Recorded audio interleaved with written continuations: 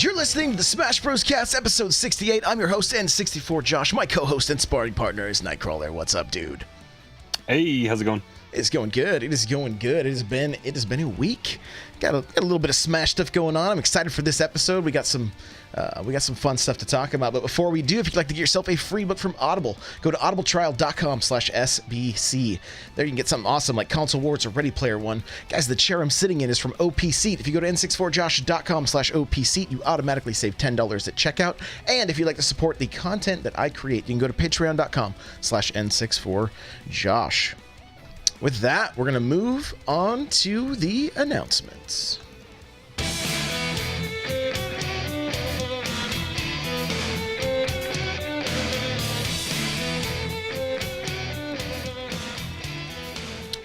All right, so we still got a show going Mondays. So far, we're kind of having a hard time getting people to call in. So, we're gonna talk about it and see what happens. We're gonna still keep trying to get 2 shows a week to come out, but we'll just we're just gonna kind of play it by ear and we're just navigating the waters here. So if we can't get people to call in, we will make it more of a listener focused like question show, and that's kind of what we'll generate that content with. So that'll be the approach we take in the very near future with that show. With that call-in show. So, also very important, Smash Bros. Cast tournament tomorrow, 4 p.m. Pacific Standard Time. You can go to n64josh.com/smash tournament to sign up. It's going to be through smash.gg. Everything's going to run smoothly. You need to be checked in by 4:30. If you're not checked in by 4:30, I'm pretty sure you'll be DQ'd. So, it'll be right around. Just try to be there by 4. Check in. I know some of you guys are trying to get back from work and stuff like that, so I left a little bit of a buffer there, so we can get everybody playing. So there you go. It's time zones, man. Time zones. You know. Oh yeah. Time zones, because it kind of goes late, and we already have 50 people signed up. So I think we had some people from Europe last time too. That was like super late for them. Right. So yeah, so we're I could probably use a handful of mods. So if you're familiar with Smash GG and you want to help work a little bit behind the scenes, hit me up, because Crawler's not gonna be able to make it tomorrow night. So it would probably be good if I had a few more hands on deck. I'm talking with AV and Peon from Beyond the Metagame. They're going to help get it started. So it's going to be a good time. I'm really looking forward to it. And so we're doing, again, this one's going to be smoother. I can feel it. And I mean, communication can happen in the app. Stage striking is still a thing. And then you guys both record your scores and the bracket auto updates, and it should be very smooth. So, I mean, we shouldn't have to deal a ton with kind of all the craziness in Discord. So just make sure you kind of give yourself a little bit of time to familiarize yourself a little bit with Smash.gg and how it works. But it does become pretty simple once you get in there and see it. There is a tab that's different than like the reporting and the stage striking stuff that you can use, or I think it might even be underneath that you can communicate, so you can type out messages if you need to. But yeah, it's all right there and all easy to see. And then Josh will have his stream up. And are you playing this time, or are you sitting? I am going to play. Yeah, I wasn't going to initially, but I am going to. So yeah, so I mean the tournament runs itself once it kind of gets going, and I think you're going to be talking with AV a little bit about having Smash.gg kind of go through previous tournaments and any results that might be there, and trying to seed the tournament a little bit, correct? I was messing with a little bit today. Like you can run a seed generator or whatever. So we'll see what happens. I don't know how accurate it is, because it really depends. It's all evolving. That's kind of the fun with. I mean, this is our third one, but second one on Smash.gg. So it's coming along. Yeah, it's a good time. I think I was in yesterday. I think I saw 47 people, I think, total signed up. Yeah, it's even more today. So that's cool. All right. Well, hey, let's let's talk about some tournament news here.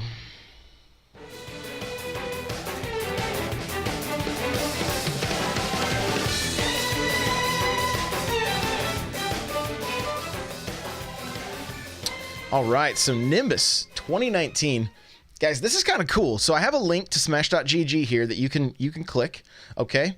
So first place out of 451 matches reported, you have Roguelite taken first, okay? ESAM taken second, Salem taken third, Mr. R taken fourth, Stroder taken fifth, ZD, which is, I believe that's Sakurai, from my understanding, or maybe not. No, it isn't. Nope. It's sorry.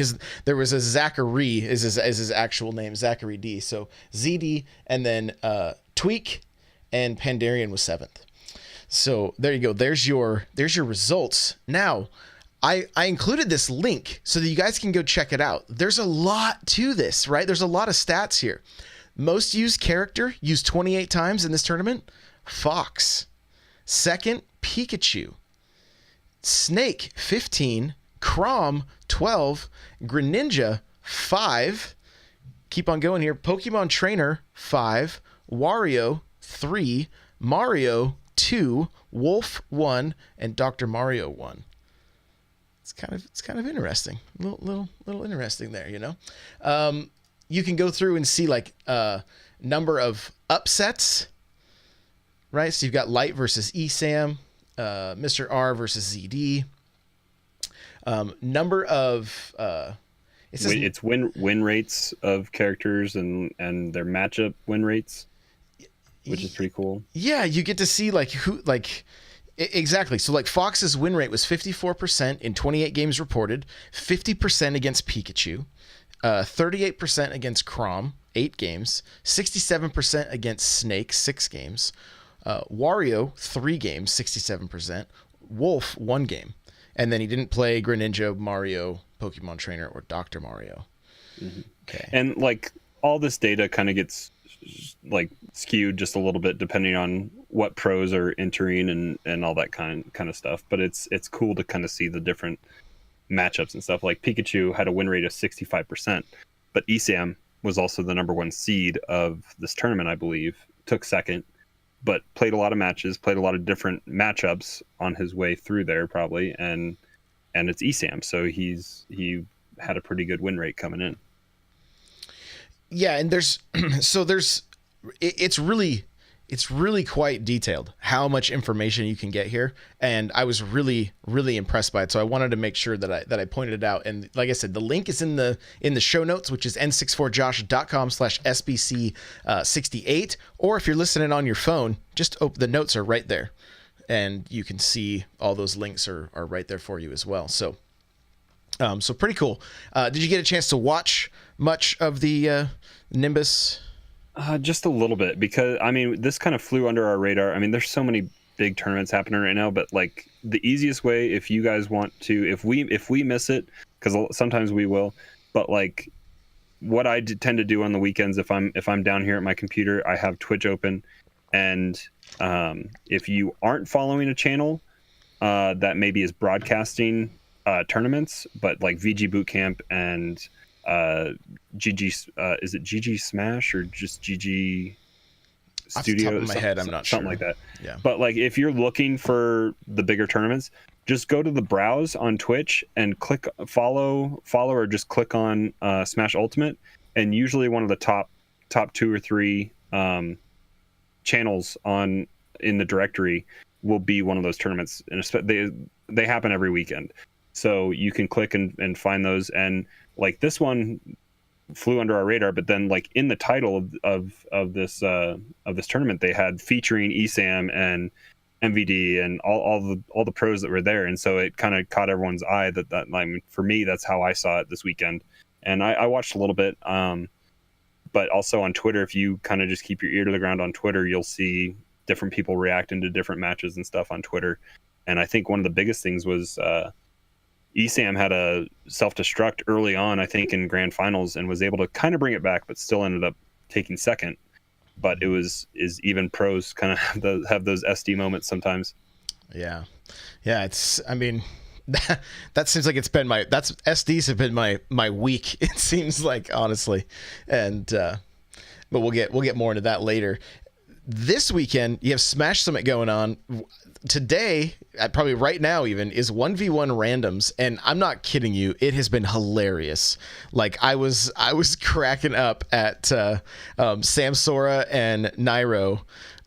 Sam Sora, I mean, I don't even remember what it was, like Mewtwo versus Sonic, and I don't even remember. There was, I did see that matchup. I don't know if that was Leffen and Sakurai. I don't remember, but oh no, it was Marth and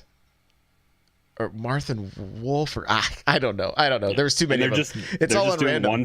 One stock randoms, and it's just complete chaos. Sam Sora just gets up and leaves. Wouldn't even shake Nairo's hand. It was all a big joke. Everybody was laughing. The comment, like Vicky Kitty was there, TK Breezy, a bunch of your typical Smash commentators were there. I think Light was hanging out, doing some commentating as well, and they're all just having a good time. They're really, really just having a good time hanging out, playing Smash. Weren't you saying this is like the 8th year that Smash Summit has gone on? It started with Melee? I think so, yeah. Yeah, so we have that schedule available for you on the in the show notes as well. I'm going to just pull it up and give you guys an idea of what's going on. So, and they're doing a little bit more than Smash, because like in the evenings and stuff, they're all staying in this Summit house that is in LA somewhere. And they play games and stuff after the kind of tournament stuff has died down for the day, and so they keep the stream going. I think it's almost 24/7. I don't know if they actually put a stop to it, but so yeah, it's pretty crazy. Here's some of the different things that are going on. You have random versus random. That's happening right now. Okay, you have Melee versus Smash community crew battles. Right, which I'm curious. It looks like they're playing Ultimate for that, not Melee. You have Squad Strike crew battle. You have commentator crew battle, and then you have a VIP tournament. So there's going to be a lot going on. It's just going to be a lot of fun. To me, this almost feels like the All-Star game or the Pro Bowl of Smash in a way. That's kind of the vibe I'm getting from this. Like. There's competition, but everybody's kind of there just to hang out and have fun, and so like I said, we have the link. A lot of it, there was like close to 30,000 people watching it on Twitch, so and like literally chat was just cracking up at like specifically Sam Sora and Nairo. Like they because there's so much friendly banter that's going on and trash talking that's just like it's pure gold. And this is kind of the premier time to see Zero fighting kind of all the other pros as well, because he's only been to that one tournament in Florida. That was the Smash Conference, I think, since Ultimate came out. So this is his like second time out since Ultimate's been out that he's playing live against like really top tier players. Love it. Yeah, it's good stuff. Good stuff. It'd be nice seeing him compete some more. Hopefully we see a lot more from him. That's going to kind of do it for tournament news. Of course, we'll have the results for you guys on that next week, but we can jump on into the Smash news, which I'm just going to be honest, guys, it's kind of slim pickings.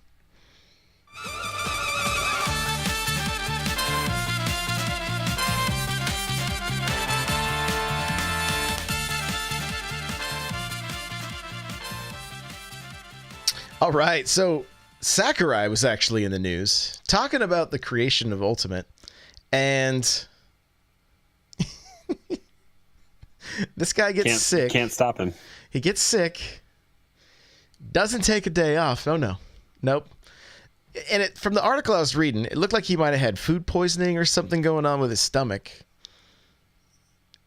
The interviewer asked him like, "Hey, did you take time off?" He's like, "Oh no, I just got an IV and went back to work."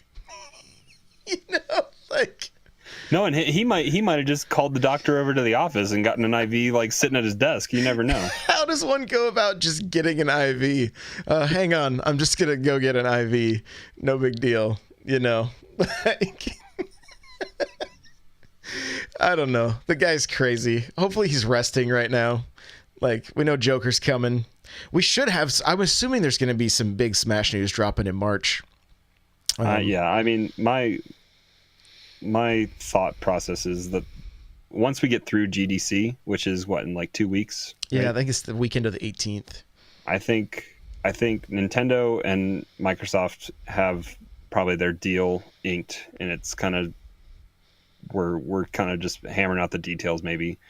And I'm hoping that we get if not just a Smash Direct, if not a just Smash centric Direct, where they focus maybe 10, 15, like kind of how long did Three Houses get? Three Houses got like 10 minutes of that 34-minute Direct. 6. Oh, that's it? Okay. Yeah. I mean, maybe that was double or triple what most things were getting. So okay. Yeah. So maybe we get like they did. What makes me think is we're gonna see a Smash mentioned in direct form as opposed to what we got with like 2.0. Is they said we want to tell you more about 3.0 later. And I think they want to be the ones to tell us and not just release patch notes. Patch notes were also super hard to find. They were buried in like customer support pages on Nintendo. I had to find them through like a news article that linked it when 2.0 came out. So I'm hoping that 3.0 they maybe bring out some stuff. Maybe we get to see new features in 3.0, and so they want to show those off. Like maybe I know we've been talking, and people in the community have been talking that they want to see like Home Run Derby come back a little bit with the Sandbag Challenge. So maybe, and I think the arena, you and I have had our conversations about that. I think the arena could stand to see an overhaul a little bit. And dude, then Quick Play needs a massive overhaul. Yeah. Like now that I've started, I would love to go back to the Smash 4 thing where you are fighting a person. I get that. I get that your character GSP determined, but anymore it doesn't seem like it, because sometimes you can be almost a million points away. So I think roster GSP at this point has kind of been a bigger determiner for that. So just let's match up against a person, and then you can possibly, if you want to stay in that matchup against that said person, you go back to the character select screen and you can change your character that might possibly be a better suit for that matchup. That's what I'd like to see. It's even a simpler fix is just don't match me with anybody that doesn't have Battlefield stage setup. Don't match me with people that have the Smash Ball turn on or items. Yeah. Like, or non-Battlefield stages, because, and the strange thing is you fight somebody on your settings, and then the next match you do it on theirs, and I was on the Mario Galaxy level. There's no way to fall off of that. It's walk-offs. Yeah. There's Smash Balls. I fought this 3.6 million Ness on. That's how they do it. They throw in those random things to try to get people off their game, and it tilts them. The Miitopia stage, and that stage on regular is awful. It's just multi-tiered. Yeah, it was just a joke, and and then the teabagging that happened. Like, give us our taunts back. Like, I would much rather see a taunt. I don't know. But Arena Quick Play needs some. It needs some love. Like, that's it. I hadn't been too bothered by it before because I hadn't. But I mean, like last night I played for a number of hours, and what happens is when those stages show up or the Smash Balls show up, things like that, I start to get frustrated. And then when I get frustrated, my game plan kind of goes out the window. Autopilot kicks in. I'm not playing in the right state of mind. And what more throws me off is when, like, I have it set on 3 stock, and when you randomly get, like, I try to pay attention sometimes in that loading screen, but if you're not paying attention right off the bat and you don't even think to look at your stocks down at the bottom, if you're fighting somebody that's doing 2 stock 3-minute, that can throw you off completely. Just because all they're banking on is getting that. Yeah. Oh yeah. And going to sudden death or anything like that, it's not fun. That's what happened with that I lost that Nest match because they just ran down to the bottom and just kept hiding down there and then would run back to the top. Well, once they got a stock ahead of me, they just avoided me the entire time. I'm like, how is this isn't fun.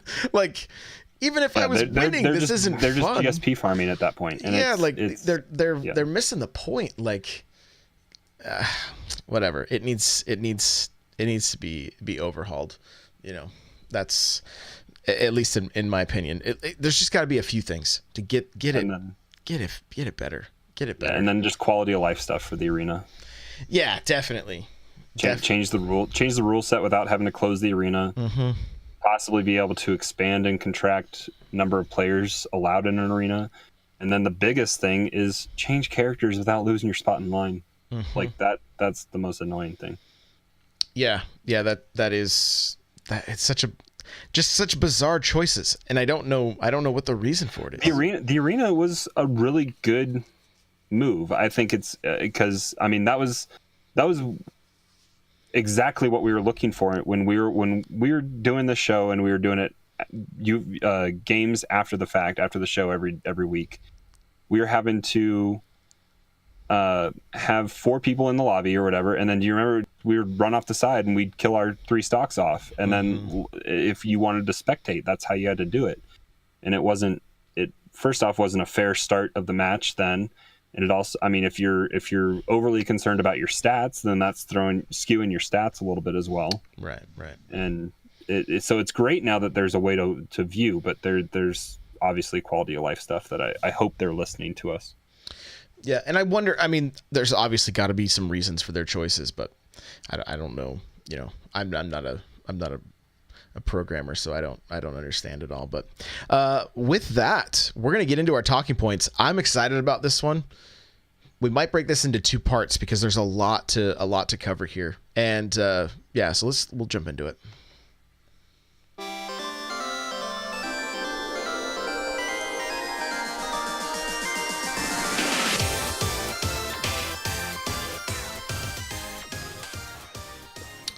All right, so this was kind of funny. I had been thinking, I want to do a kind of a deep dive into like character archetypes, things like that, and then the different play styles, rushdown, spacer, things like that, right? I was thinking that, and then somebody in the Discord was like, hey, can you guys talk about this stuff? Because I'm kind of confused on it. And so somebody posted an article, and I want to make sure that so his name in Discord is SPRX97. So that's who posted it, but the article itself comes from smashbros.fandom.com, and I do have a link to it so that you guys can check it out, because we didn't come up with this, right? This was going to be our focus, our topic. This is put together really, really well. So we're going to kind of use this as an outline, but I want to encourage you, go check out the article for yourself. It's really, really good. So it kind of breaks down, right? You've got, they kind of break it down into 3 categories, offensive, defensive, and flexible. Okay. And then within those, there's kind of a lot. There's a lot to cover here. So we'll start with offensive. Okay, offensive characters. This is what the article says here. Let's read a little snippet. Are the ones with better tools for approaching and chasing down opponents. They usually attack relentlessly without giving any breathing room. Okay, all right. This is my kind of play style, I think. So the first category they get into is all rounder, right? So like real balanced characters that kind of jack of all trades but master of none. And the character examples they give are Mario, Yoshi, Pit, Dark Pit, and Ryu. All right. And so what's interesting about this, the reason this topic is on my mind, or I've been thinking about it, is I have been noticing, I noticed, let's see, let me back up a little bit. You guys might remember a few episodes ago, we had Antoine on to talk about Mario. And he messaged me earlier this week and was like, hey, let's do Mario Dittos. And I was like, okay. And so we started the match, and I kind of did my, I'm moving, but kind of watching, not really jumping in. And he's all over me. And it literally like flipped a switch in my head. And I was like, oh, here we go. I see how this is going to go down now. And I'm like, okay, let's just go for it. Now, he beat me by one stock in all the games we played. I don't think I took a game for that I remember. But every game ended on the last stock at a high percent. It came down to whoever was going to get the last hit. He is a much more advanced player than I am. There's no question there. But what it showed me is like, wait a minute. I think I have the ability now to start playing more like this without getting too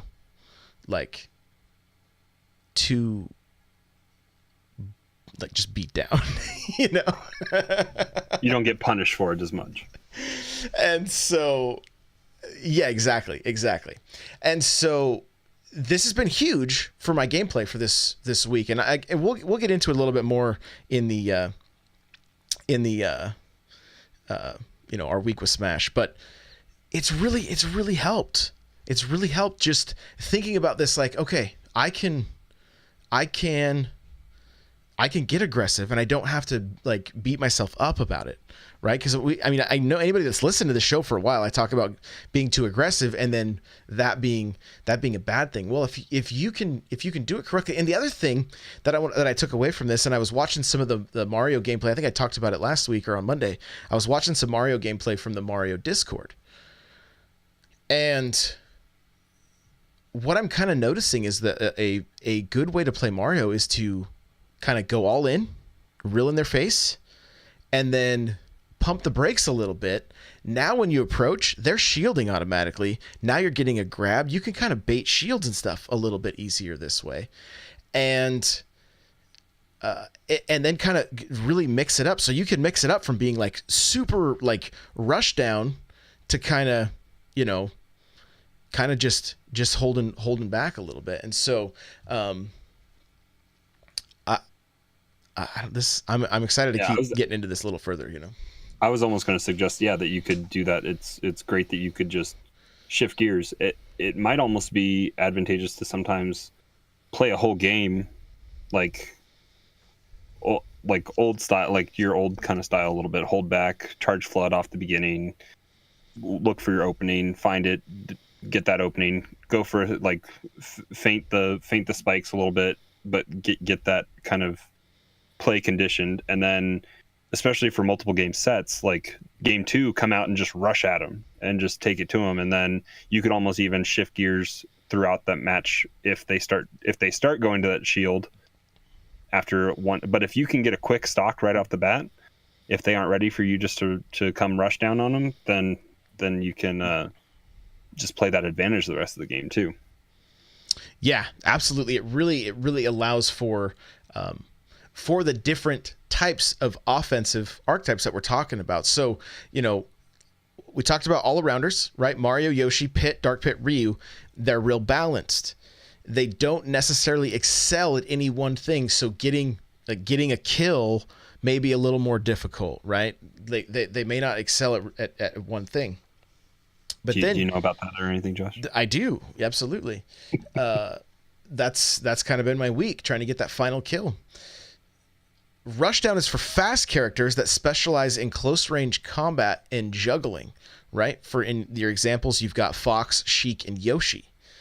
Okay, and here's what's kind of great is we're kind of discussing different characters. Some of these characters are going to fall into multiple categories, so that's really going to allow you to decide how you want to play, right? And these rules aren't like set in stone, like, oh, you better play your character this way. No, this is kind of what I would consider like a foundation or like a fundamental for your character, and then you can expand on it, right? Because I mean, look, with Mario, I could just spam fireballs all day long if I wanted to, and really just try to space my opponent out and run and flood and play real defensively if I wanted to. But there are characters that wouldn't be successful against, like Game & Watch or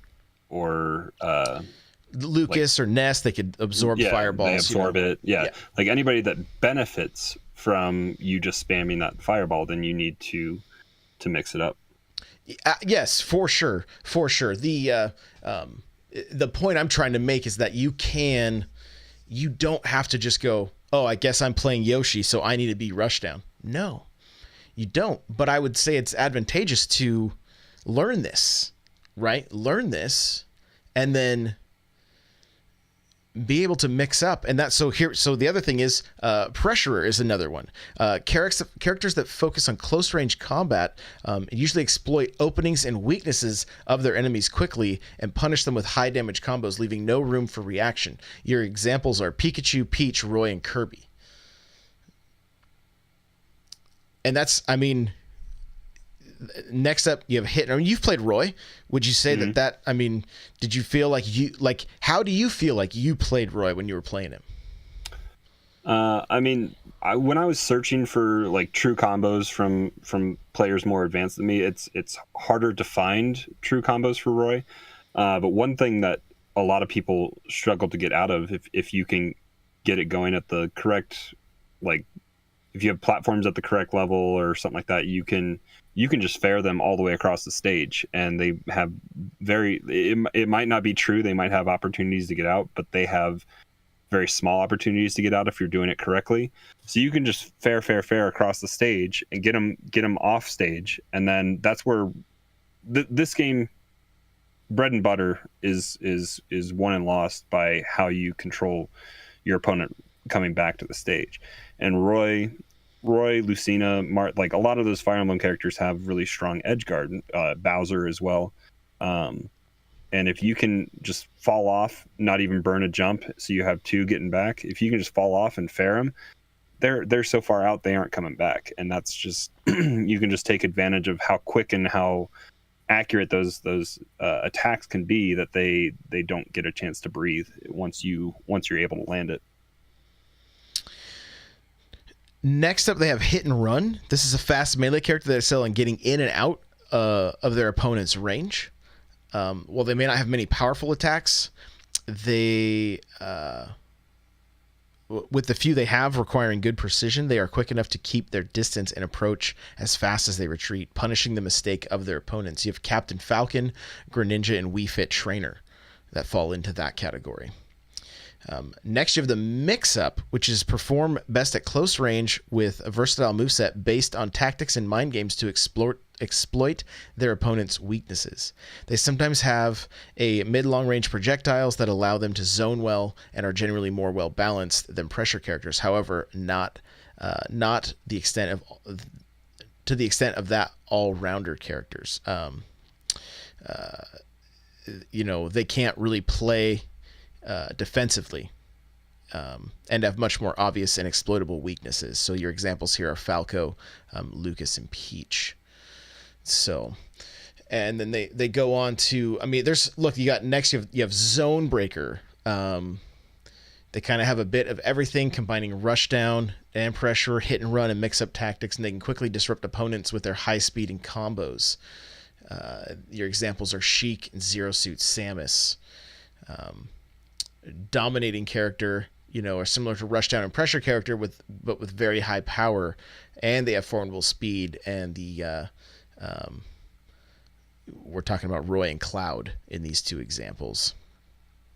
Then they go on to Footsies. These characters excel at close range ground combat, having superior priority and or speed on their attacks while on the ground.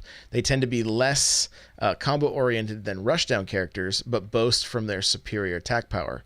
Who do you think some of these characters are? Any guesses just off the top of your head? Little Mac comes to be the don't leave the ground character. Little Mac, Ike, Greninja, and Ryu.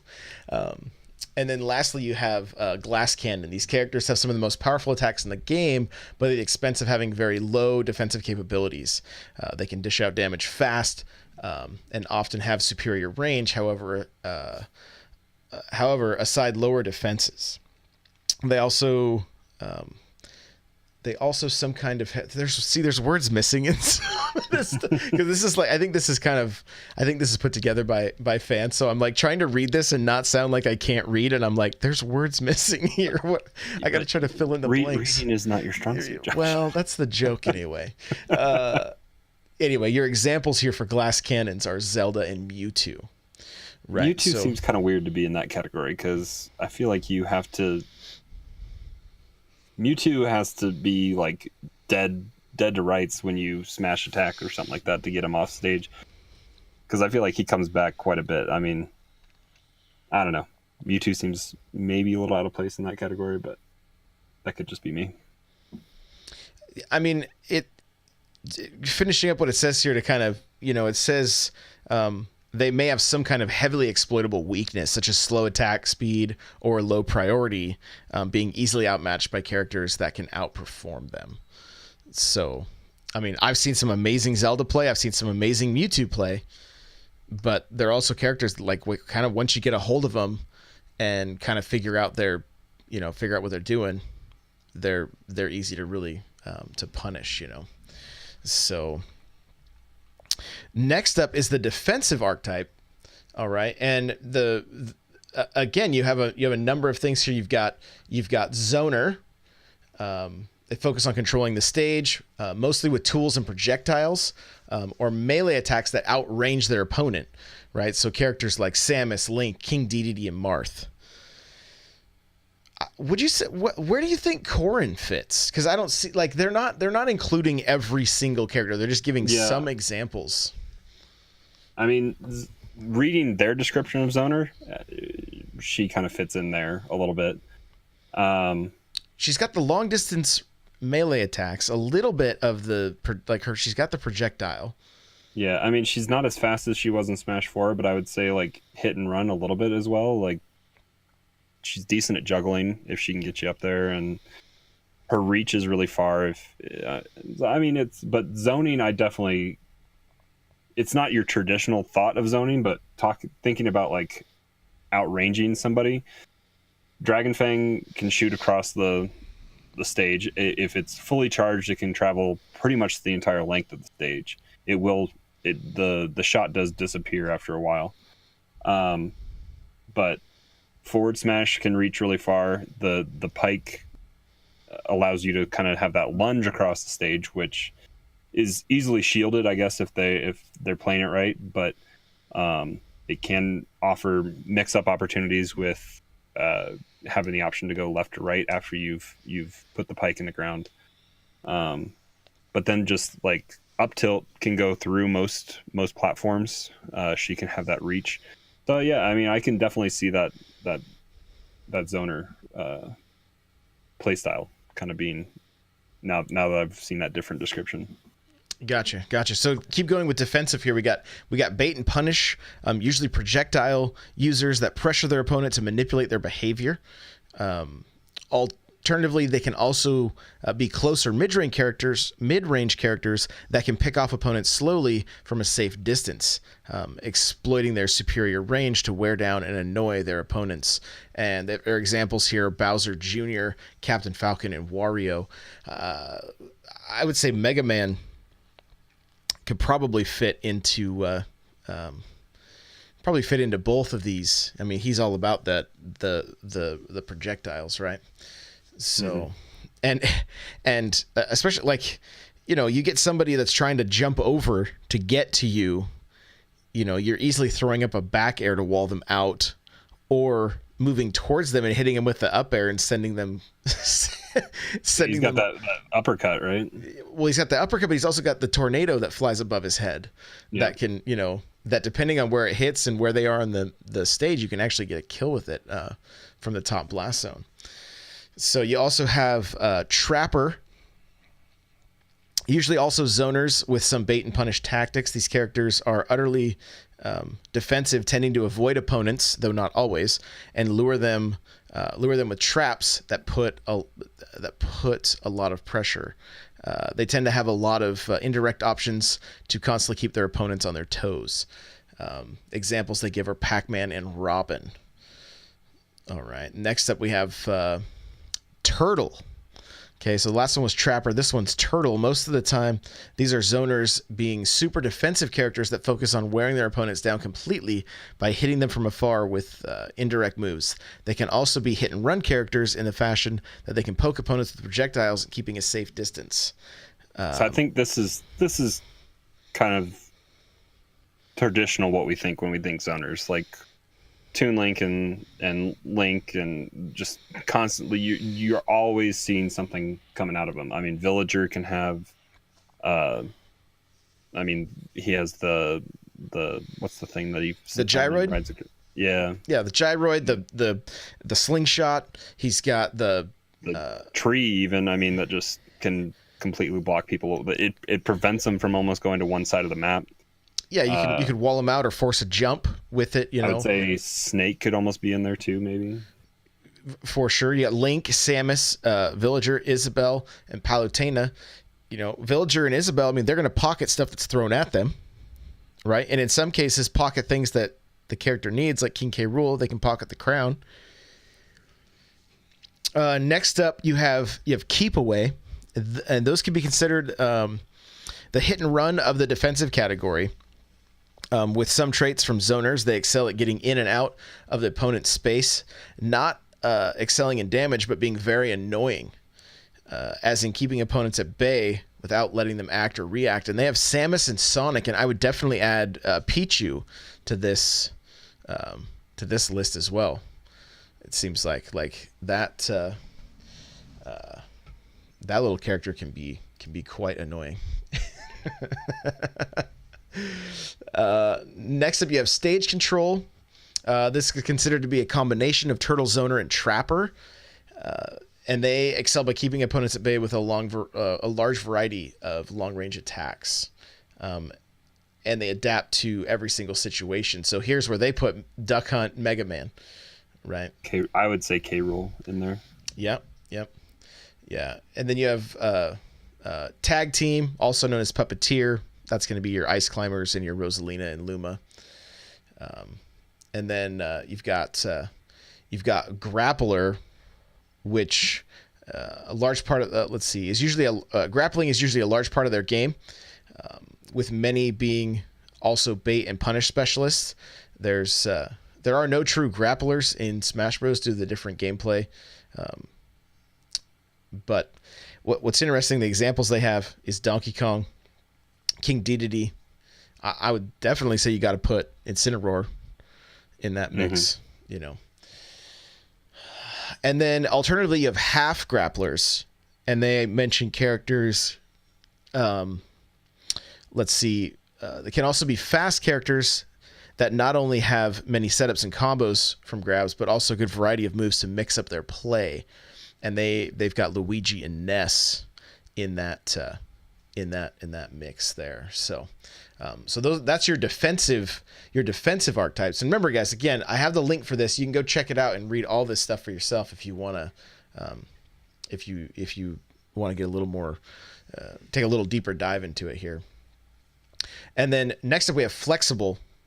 Right, these characters can easily alternate between offensive and defensive gameplay as the situation demands. However, as they tend to incline towards another category, they are considered. This can be considered a subcategory.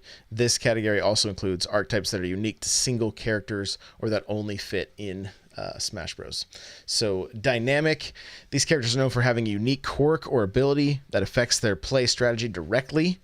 Right, you got characters like Shulk, Olimar. Things like that. I mean, the Pikmin are pretty unique. And the Mondo is definitely changes how Shulk plays. Right. Then you have Power, exclusively to Lucario. This can also in a way relate to Dynamic, as it revolves on a unique quirk.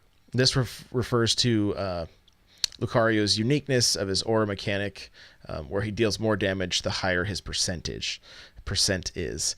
And then Precision, these characters rely on a specific sweet spot in order to deal their full damage or have attacks that require pinpoint accuracy. If they hit with their sour spots, the attack power tends to be vastly inferior.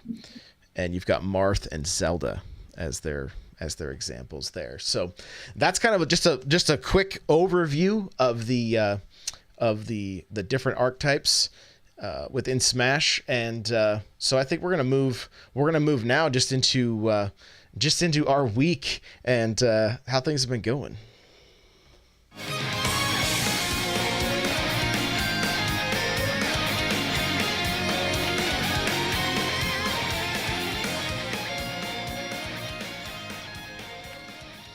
So, Crawler, how's this last week been for you? You got a sweet new controller. I did. I have my orange spice that I ordered off eBay that came from Japan. I'll hold it up here if you guys are watching the video. Played a little bit with it. It feels great. It's an original GameCube era controller, so it doesn't have the weird quirk with the bumpers kind of sticking into the plastic molding, I guess, on the new Smash controllers. Shorter cord, but it's the pretty spice color, and I don't know. I need to do a little bit more research with it, I guess, to find out if it's a unique Japanese board or anything like that we've kind of been talking about over the last couple weeks. But yeah, I kind of switched this week after I ordered this. I kind of switched to my original GameCube controller that I had that was gray, and I've been playing with that, and I've been enjoying kind of the response I've been getting a little bit more with that controller. So I'm excited to have another one that is GameCube original. And yeah, I mean, I jumped in a little bit. I think when you were streaming, I had I don't remember what day it was. Maybe it was Monday. I had a really strong opening game against you. I think I 3-stocked you. But I don't remember. You don't remember? You blacked out. But then this week it's been a little up and down as well with GSP. Josh and I were talking a little bit here before we went live. Just the struggles with online quick play and all that kind of stuff. But I did hit. I mean, each week I feel like I keep talking about my all-time highest GSP. I was knocking on the door of Elite Smash. I'm pretty positive this week. I was at like 3.7 million GSP. I did have kind of a slide on like Wednesday night. I think I played a little bit. Looking back on it, when I was thinking about it after I got done, is I went against kind of what had gotten me up to that point, and it was I stopped playing patient. I got overly aggressive. I was forcing the issue. I was putting myself in disadvantage to try to just get whatever percentage damage I could. I wasn't holding back and making them make mistakes when I had advantage or the lead or anything like that, and it resulted in me sliding back down to like 2.9. I did kind of reevaluate how I was playing, and I've climbed back up to like 3.3. I was at 3.4 before I had a random force quit of the game, and that locked me. I got a 30-minute timeout from the game, which was weird, but it's for hacks. Yeah, I'm hacking all your hacks. Yep. But yeah, I mean, just on the climb back up. But I think I also mentioned this last week or on Monday. I don't remember which, but like I've been having fun just messing around with Game and Watch is kind of my like warm up. If I'm not hopping into arena or anything, I'm just going quick play with Game and Watch. My GSP with him was kind of down in the dumpster, and I pulled it back up. But I've been also having fun, like it especially playing against some of those zoners we were talking about, like with the bucket now not just absorbing energy, it reflects physical attacks, like the projectile physical attacks, so like arrows and stuff like that from Link, or the Holy Cross, or Blade from Mega Man. Yeah, so I mean, you can reflect that stuff back, and a lot of them, I feel like a ton of people do not understand the moveset and the potential that can come out of Game & Watch just because they haven't had the matchup. So I can get away with a lot of stuff, I think, originally. Well, you jumped into my stream yesterday and played him, and so like the first few like full hop fireball attacks, I'm like, oh, I'm feeding him. And so then I stopped, and there were a few times that you were standing there with it open, and I was like, oh, this is going to work out nicely. You know, like I was able to, you are so used to, I mean, because I throw that fireball at Corin all the time, because a lot of times it stops you dead in your tracks, and you're like, oh, fireball, you know, where it's like, oh, that's not going to work. That's not going to work with Game Watch. Yeah. So, I mean, that's kind of just been my fun mess around like project a little bit. So it's kind of like, I'm hopeful to try to get him back up in like the 2 million something range here in a little bit. But the climb is slowly happening with Corin. I feel like I'm going to hopefully get that breakthrough here in a little bit, as long as Elite kind of sticks around that 3.8 million, which I think is kind of, seems like the game has kind of settled out here this last like 2 or 3 weeks. I think it's been holding for a while, kind of at that 3.8. We've saturated, I think, new players. Maybe when Joker comes out, there'll be a lot of like PlayStation players that maybe want to get into it, and that's the great thing about these DLC characters that are coming. We might see just a huge influx of players that might not have bought a Switch or wanted to play this game that are intrigued now because of their main game characters coming to Smash. Yeah, that could definitely be a thing for sure. For sure. My week has been a lot of losses. I went to my local, lost every match I played. So, you know, we talked about that a little bit on Monday. That was super fun. But I you know, losses equal learning, right? And so I've been on that GSP grind, and I'm under a million right now. Like what I find myself doing is I SD, not intentionally, of course, but I'll SD, trying to go for bigger plays, right? I do want to let you guys know I have a montage coming out very soon with I've done some stuff with Mario. I'm not even sure if it's going to be safe for work, to be perfectly honest. No, I'm kidding. But it sucks losing, but it's been a lot of fun. It's been a lot of fun. Just when the matches are good, you know, the thing that I'm the most frustrated by is that I'm losing matches I know I shouldn't.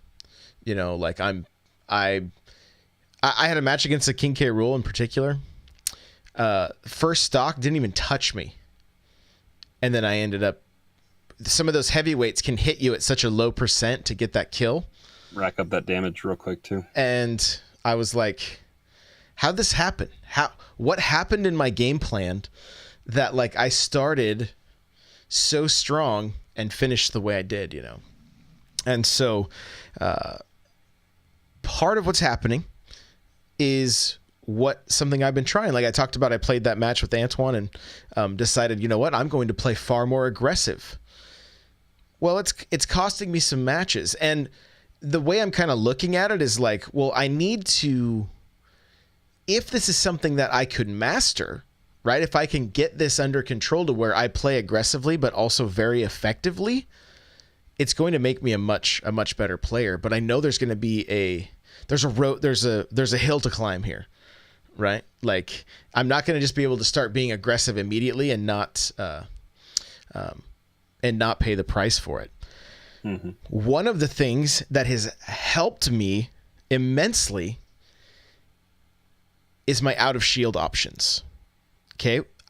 Without realizing I did this up until this week, most of the time, when somebody would attack my shield, instead of going for the maximum punish with a grab, some pummels, and then an up throw to start a combo or a down throw to a combo, I would jump.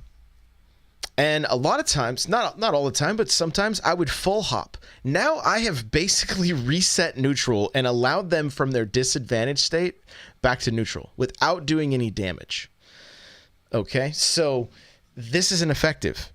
If they're out of range, I can nair, I can down air, and if my back is to them, I can immediately back air, right? And all three of these things come out so quick out of shield.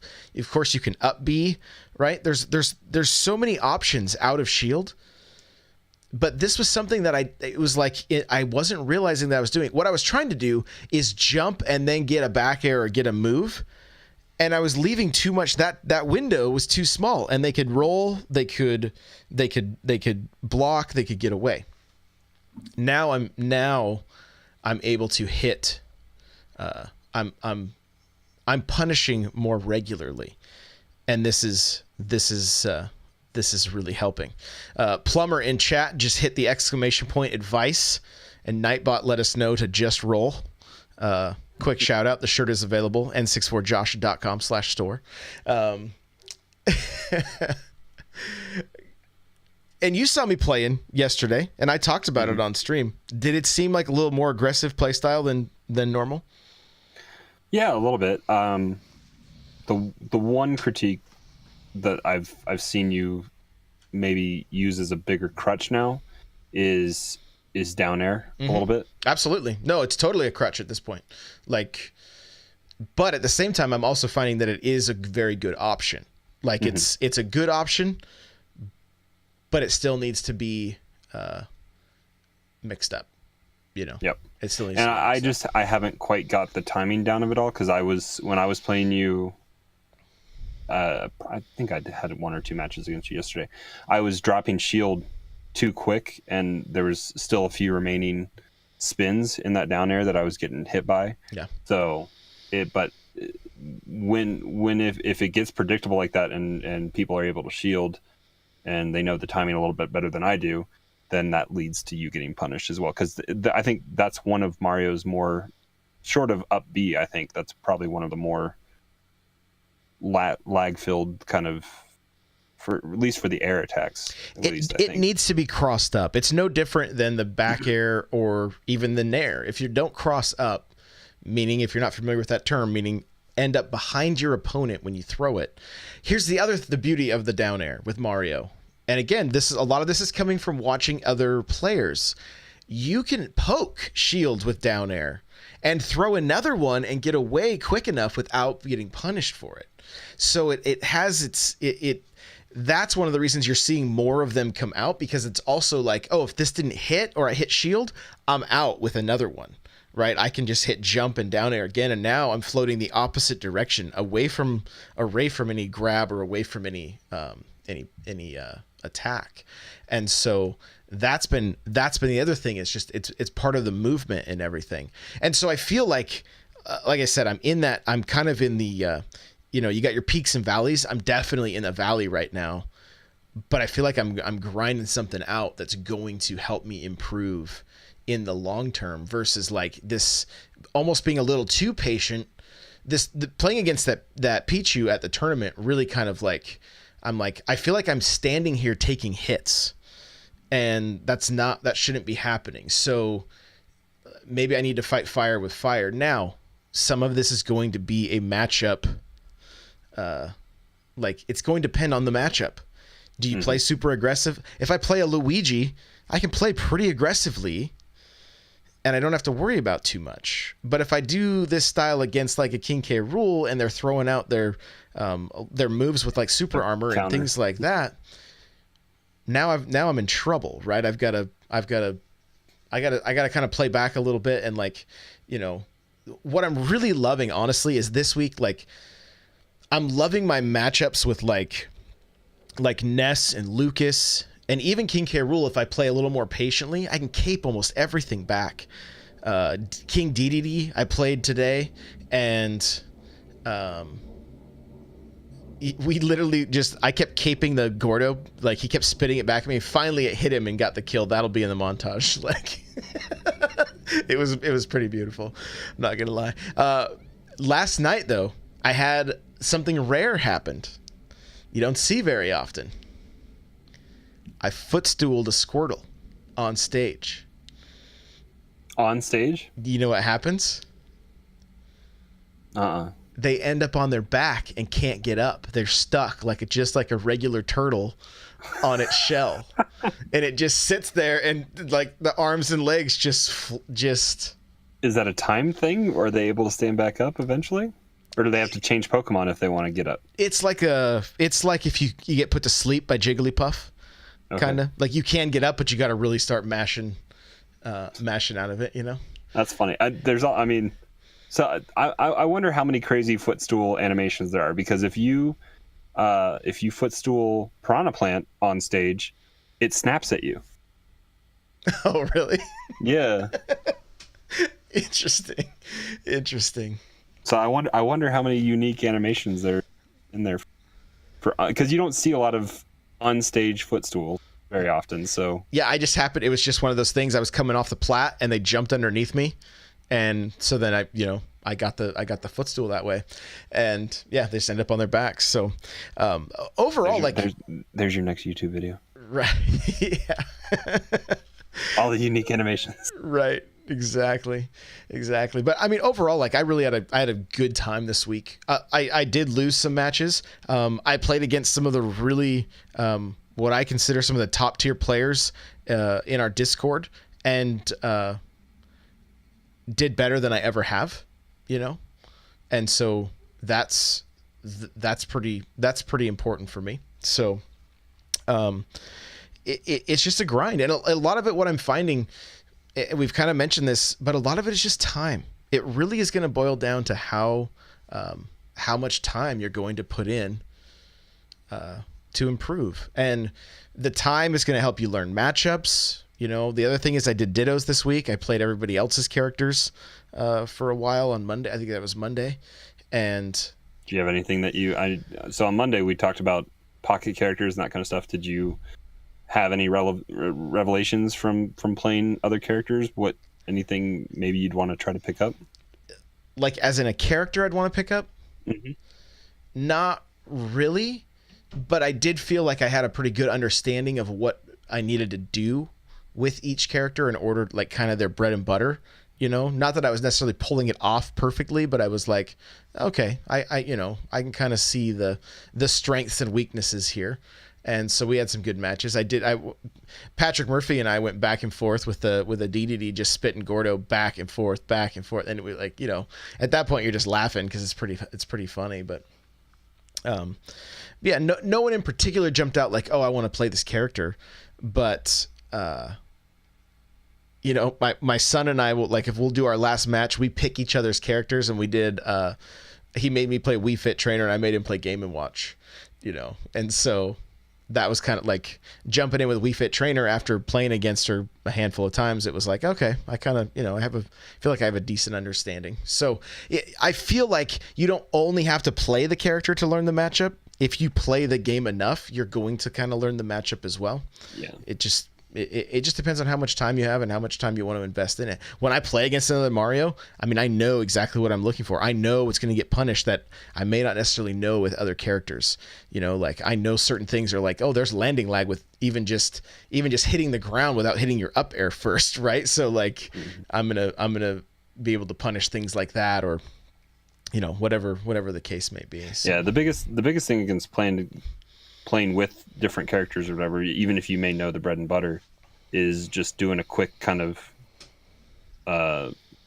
like familiarizing yourself with what is side B, what is down B, because you might know what is what, and you might have a good guess as what is what. But like I was thinking the other day, is like I've played so little of Richter and Simon that I'm not quite sure what is what. I think like down B might be Axe, neutral B might be the Holy Water, and like forward B might be the Cross, but I'm not quite positive. But I know all those things come out from their special moves. So and I know up B is the uppercut, but like it's just a matter of like real quick, if I were to hop in and play those characters, I would do a quick like test a little bit just to make sure that what is what. I got you. Whew. We did it, man. It's been a show. It's been 1 hour. 1 hour. Where can people find you? You guys can find me hanging out in the Discord, n64josh.com/Discord. Like we said at the top of the show, if you guys want to be part of the call-in show, that's where we do it. But also, if you guys want us to kind of shift and we can just have a few topics each week that we're talking about, in the Smash Bros page in the Discord, you guys can start putting some questions or topics or anything you want us to discuss. Something a little bit different than what we're going over here on the Friday show, and we can kind of evaluate that and go from there. But you guys can also follow me on Twitter, Nightcrawler724, Nightcrawler's out the E. Also on Twitch, Nightcrawler724. Guys, you can follow me on Twitter, Twitch, Instagram, Facebook, Snapchat, YouTube, all the places, N64Josh. Guys, every episode gets posted to Reddit as well, so if that's where you're at, you know, you can find the show, you can watch or listen right there. You know, whatever, leave a comment if you spend more of your time on Reddit than any other like social platform. We'd love to interact with you that way. I try to check stuff as often as I can, so we are there. Of course, the show notes for this episode, n64josh.com/SBC68. I want to remind everybody we got the tournament happening tomorrow, 4 p.m. Pacific Standard Time. Come hang out. It's going to be a really good time. The music you're hearing right now is the Metal Melee theme. You can go to n64josh.com/Metal Melee to check that out. If you'd like to get yourself a free book from Audible, go to audibletrial.com/SBC. The chair I'm sitting in from OPC, go to n64josh.com/OPC. Thank you guys so much for listening week in and week out. We really appreciate it, and we will see you in the next one. Bye now.